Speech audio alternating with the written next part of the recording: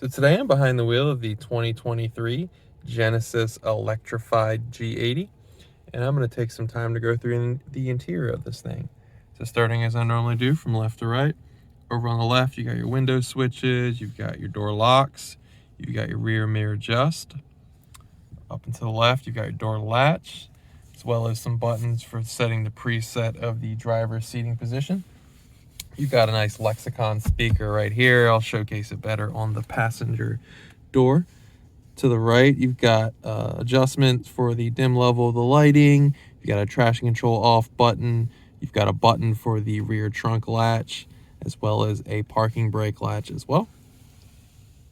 Moving to the gauge cluster.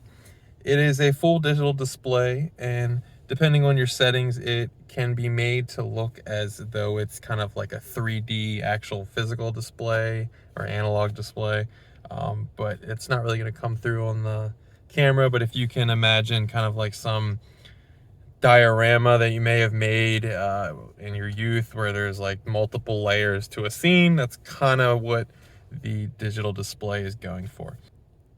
So over on the left, you have a speedometer. Over on the right, your tach is replaced with this kind of bar showing the power and the charge level. The center is adjusted for 3 different pages. So you have a kind of driver assistance page. This is a compass, but should you have a route set in your GPS, it'll display here. And this is a different screen option. So up the top we have where it shows where the power is going to each wheel in all 4 corners, as well as the battery level, if it's going to the wheels or if it's charging the vehicle. You got drive info, after charging or after recharging, accumulated info, the tire pressures for all 4 corners, and then you can select other options as well. I usually leave it on this screen right here.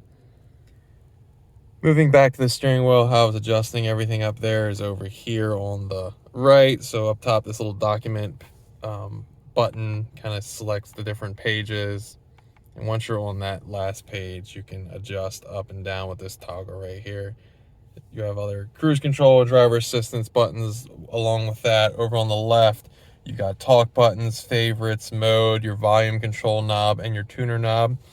On the back of the steering wheel, there are 2 paddles, so they're not to select different gears in the vehicle. They're actually for this max charge right here. It's basically allowing you to recharge the vehicle with the braking. So right now I have it at kind of the second to max level, and I'm going to push it in the most. So you see I pedal on, and that basically allows the most recharge with the braking. So basically if you're going 50 some miles an hour on the highway and you let go of the gas, you're going to kind of abruptly brake as if you were sort of slamming on the brakes, but then you can also make it less intrusive and more reliant on you actually pushing the brake. But like I said, I usually leave it on that second to last option. Give you a better look at the steering wheel. You have the EV start stop button right here. Then you have the navigation display. So I'm going to go to the home screen. It features a kind of screensaver screen to start. So you have your date, time, whatever you'd be listening to, kind of a grayed out version of the map over on the right as well.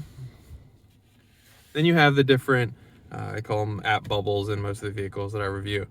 More uniquely, this has the EV slot, so it features how much mileage you have remaining. If you were to turn off the AC, kind of gives you an idea, or heat and AC gives you an idea of just how much power you can earn. So in this case, about 7 miles if I were to do that.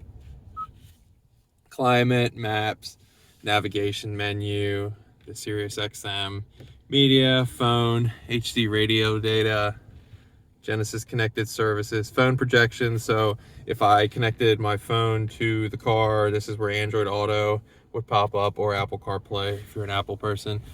Voice memo, setup, valet mode, seat, quiet mode, manual, and then notification is the last one. I normally, either if I'm not leaving it on the Android Auto screen, I just like to leave it on the electric vehicle screen. And you can also customize everything going on the right as well. I currently have just a clock sitting over there. You have the hazard button right here. Features this unique dashboard on the interior of this one. You also have some quick button options to kind of pop you into the different screens on the navigation screen. So you got map, nav, radio, media, favorites, setup. Then you have all your normal HVAC controls. You have the more physical knobs, but also this is all touchscreen for the vents, the ventilated seats for both the heat for the driver and the passenger, as well as heated seats.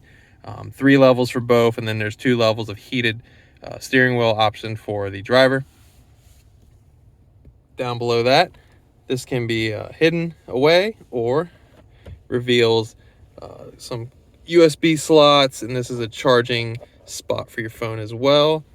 Coming back from there, this is some more continued options for the entertainment. So you got, this is kind of a volume knob as well, tuner knob, back, home, menu, and this is also a turn knob, but it is a touch screen, so I usually just touch it when I need to. You got the auto hold button, which will save your right foot if you're in a traffic situation. It will hold the vehicle for you in a braking situation. Then you have the gear knob. So it features reverse, neutral, and drive, and park is a button in the center. To the right of that, you have 2 hidden cup holders should you wish to hide them or leave them out. You have some parking sensors. You got a camera button behind that. Pushing again makes it go away. And then you have the drive mode button. So there are 3 drive modes in the vehicle, best displayed if I put it on the gauge cluster. So you have sport, eco, and comfort. It also displays on the navigation screen over on the right. So obviously eco, the vehicle will be in the most fuel efficient mode. Comfort kind of softens it up, and sport gives you all the performance abilities of the electric motors all at once. I usually kind of leave it in the eco modes, being that it's an electric vehicle. Got your armrest, which kind of opens like so, revealing a 12-volt smoker's plug hidden in here. This is a removable little tray. It's pretty deep. Moving to the passenger side, we have your glove box. Better look at the passenger door, that Lexicon speaker system that I was mentioning. Passenger seats, you can control how the passenger seats moves from the driver's side, which is nice. The rear seat, no sunroof in this one, but lighting controls up top. Sunglass holder as well. That is pretty much the interior of the 2023 Genesis Electrified G80. If there is an option on the interior or feature that I didn't go in depth enough on and you have some questions, be sure to leave them in the comments below, and I would love to find you an answer. Thanks for watching.